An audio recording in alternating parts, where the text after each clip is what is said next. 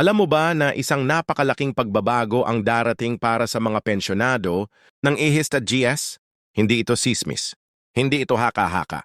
Ito ay opisyal na mula mismo sa mga kinaukulan. Ang matagal nang hinihintay na pagtaas ng buwan ng pensyon ay sa wakas magaganap.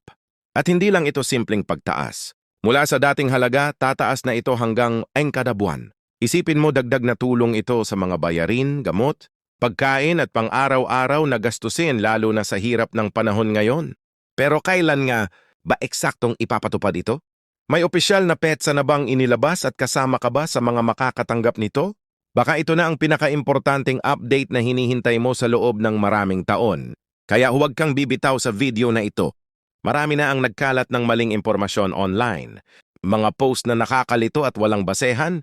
Kaya ngayon, ihahatid ko sa iyo ang totoong detalye direkta mula sa mga source na pinagkakatiwalaan. Lahat ng dapat mong malaman mula sa proseso. Sino-sino ang sakop, ano ang requirements at kailan eksaktong makukuha ang bagong halaga ng pensyon. Kung ikaw ay kasalukuyang isip pensioner o may kapamilyang umaasa sa buwan ng pensyon, ito ay hindi mo dapat palampasin. Ito ang video na magbibigay linaw hindi lamang pag-asa. Kaya manatili hanggang sa dulo para sa buong impormasyon at mga tips kung paano mo ma-ensure na makasama ka sa listahan ng mga unang makakatanggap ng 5 na pensyon. At kung nais mong ma-update kaagad sa bawat bagong anunsyon ng OGIS ay like mo na ang video na ito at mag-subscribe sa ating channel. Marami pa tayong ihahatid na updates na tunay na mahalaga para sa iyo. Kaya nga't noong marinig ko iyon, pimbuan ng pensyon, naalala ko agad ang kwento ni Aling Rosa. 3 babae siyang apo at labis-labis ang pasasalamat. Nang bahay nila sa bawat sentimong dumadaan sa bulsa, naisip mo maraming lagtambay, maraming gamot na kailangang bilhin, maraming bayarin na kailangang tapatan. Ito na kaya ang sagot sa ilan sa mga pinakamatinding hamon ng araw-araw. Ang pinakamagandang balita, hindi ito haka-haka.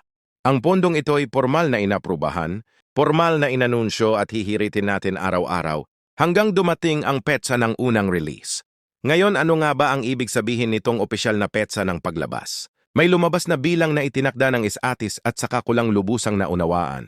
May meeting ang board ng GS noong nakaraang Mayo at doon naaprubahan ang massive increase. Hindi katulad ng dati na puro usapan lang sa Facebook sa iba't ibang group chats na kumakalat. Ngayon, may malinaw na dokumentong magbabanggit kung kailan ilalabas ang tulo. Ang ESS naman ay may kanikanyang pahayag. Naglabas ng memorandum na nagsasabing i-adjust ang pensyon simula sa isang partikular na buwan. At doon na natin makikita kung sino ang unang magkakabawi at sino ang matutulog lang muna sa banga hanggang matapos ang proseso ng bagong eligibility check. Paano ba ito nangyayari sa madaling salita? Madalas nating tanungin sa bahay, Kuya, paano kung late? Naku ate, sa paano kung pa naka-update ang listahan namin? Sa sitwasyon na ito, may inihanda ang gobyerno sa pamamagitan ng digital at manual na proseso.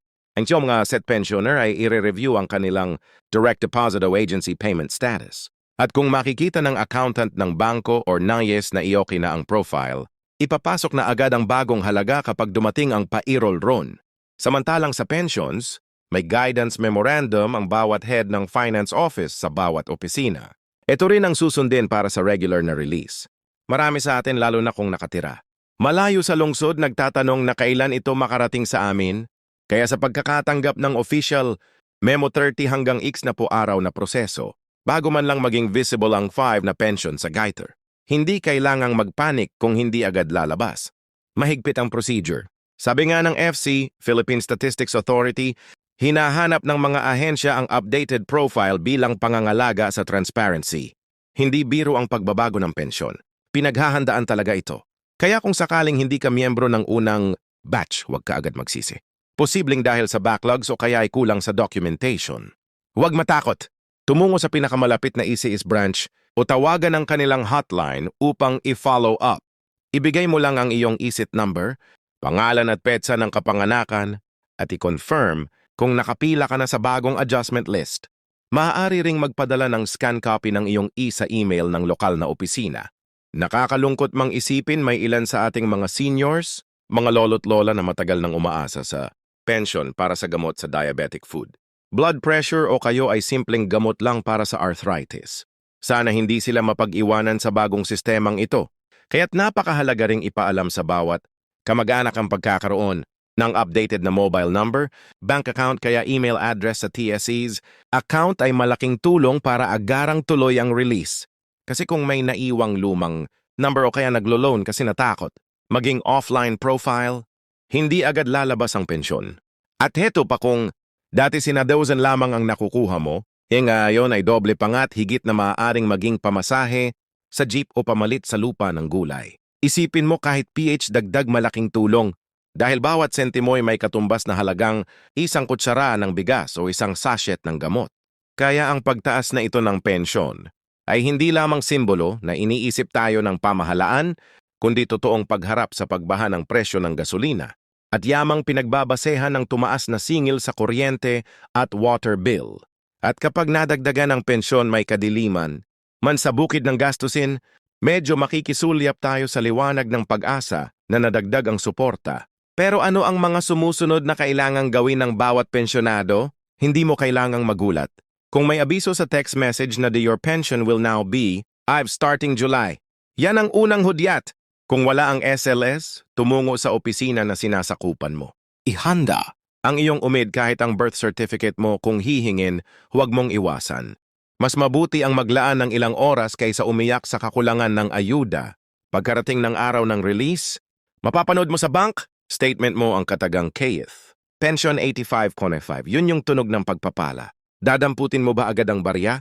Hindi naman kailangan. Pwede mong gamitin sa pag-stock ng gamot, pamasahe sa pagbisita sa doktor, o kaya ipampanubo kapag nagka-crack ang kalsada sa baryo. Kung may sobra, itago mo sa maliit na alkansya para sa emergency. Parang maliit na savings na magagamit sa kinabukasan. Habang sinusundan natin ang release ng pensyon, maaari ring makipag-ugnay sa iyong lokal na senior citizen coordinator sa barangay. Madalas silang nakakaalam ng mga bagong pasilidad para sa medical assistance, livelihood programs at subsidy sa kuryente. Ang pagtaas ng pensyon ay hindi lang tungkol sa dagdag na pera. Ito'y daan para mas makasali ka rin sa mga serbisyong pangkomunidad. May programa ding libreng consultation sa mga rural health unit. Yun ang mabuting samahan ng bagong pensyon para masiguro ang kalusugan mo. Kung sakali namang may kapatid, apo o anak na nagmaman sa YouTube, ipasa mo agad ang link na ito. Huwag hayaang maling impormasyon ang maging batayan. May masasabing fake news na magpapalito. Sao sa pagdami ng wari dapat na libre pero hindi naman dala. Dito sa video na ito, tanging opisyal na sources lang ang binabasehan. Iseto Press Release G's Advisory Memo from the Department of Budget and Management. Okay lang kung mablog ka sa tuhod ng opisina upang patunayan ang impormasyon Parte rin yan ng journey natin.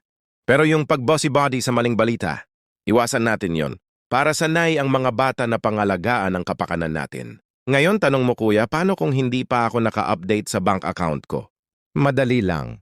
Puntahan mo ang NHC's OSF outlet. Suot ang face mask, dala ang sabihin mo lang. Mag-update po ako ng account para sa iba't ibang serbisyo. Ipapaprint nila ang new form at mabibigyan ka ng updated card. Kahit sa post office ka nagtitake ng pension. Pwede mo ring iparedirect ang muli mo ng mailing address. Lahat iyang ginagawa ng libre. Habang papalapit ang petsa ng paglabas, paalala ko, huwag kang magpa-pressure na gumastos agad. Gamitin mo ang dagdag na this month para ma-budget. Kung ganun ang sistema, baka like program ang Rural Bank para sa seniors, may maliit na interest pa. Iyan ang magandang gamitin kapag handa na para hindi magamit sa araw-araw na kinakain lang. Dati sa update seminar ay nasabi ang resource speaker na hindi mo dapat i-ignore ang pension hike na. Sa madaling salita, sabi niya, huwag mong hayaan na masayang ang dagdag na pension. Gamitin mo ito ng maganda para pangalaga sa sarili, para pang-hospital, para pamasahe o kaya idagdag yaman sa maliit na sakahan. Dahil sa bawat piso, may buhay kang naabot. Isang magandang hakbang na maaari mong simulan ngayon ay ang pagsusulat ng petsa ng unang release sa isang maliit na notebook. Itabi ang money dalan card, bank passbook at listahan ng mga gamot na kailangan mong dalhin sa susunod na doktor appointment. Iyon ang mga simpleng bagay na magbibigay sao ng organized at kampante na pagbabago. Kapag dumating na ang Abril o Mayo o anumang buwan na tinukoy sa advisory, pakinggan ang radio, follow ang Facebook page ng AID-CIS at check online na may official memo mula sa website. Huwag kang papaniwala agad sa ibang social postan. Totoo ito. Opisyal na ito at para sa iyo ito. Sana sa bawat bait ng salitang ibinahagi, natin mula sa iyong pagtambay hanggang sa pagahon sa ulap ng matarik na gastusin, nagmimistulang kasama mo ako sa kubo habang nagsasalita. Tayo tungkol sa bagong pensyon. Hindi ako mananalo ng palaro, pero kasama mo ako sa pag-asenso ng karapat-dapat mong benepisyo. Fina-finalize natin ang script body dito. Hanggang dito muna at posibleng may dagdag pa tayong impormasyon kapag lumabas na talaga ang official circular at guidance notes.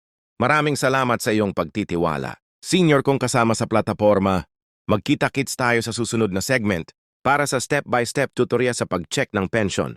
Status para hindi ka mahuli sa pagkuha ng mukada buwan.